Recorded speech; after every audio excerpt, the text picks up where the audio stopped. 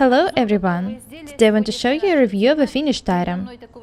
I want you to have a look at this top. It's pretty long because it was meant to be put on together with slim pants. The top was made of French lace and Spanish silk. The back is made just of silk. There's an invisible zipper on the center back, and the neckline is pretty high. I'll put the top on a table to show you the wrong size. The basque was made of gathered silk and lace. The front bodice made of silk is covered with lace. The tiny sleeves are edged with bias binding.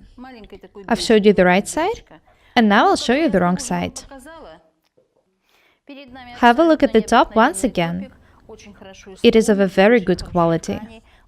The top is gorgeous. It's very light because it's made of natural silk and lace. Now I'll show you the wrong side. This is a perfect French seam. The bottom is edged with baby hem. Have a look at this seam. This is the place where all the details cross. Front, back, zipper, basque. Notice that the seam is edged with a bias binding made of the same silk. It was made by our tailor especially for this top. Have a look at the front. Very beautiful.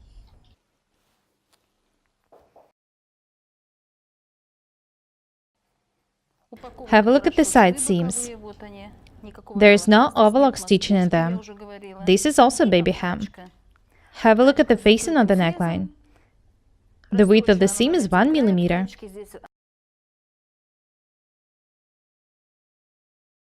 Have a look at the way the bias binding is stitched to the item. I've already showed you how to do that. This is also the French seam. I've showed you how to make it too. I've already showed you all of these techniques more than once. Have a look at the way the zipper is hidden under the facing and at the way its bottom is edged with silk.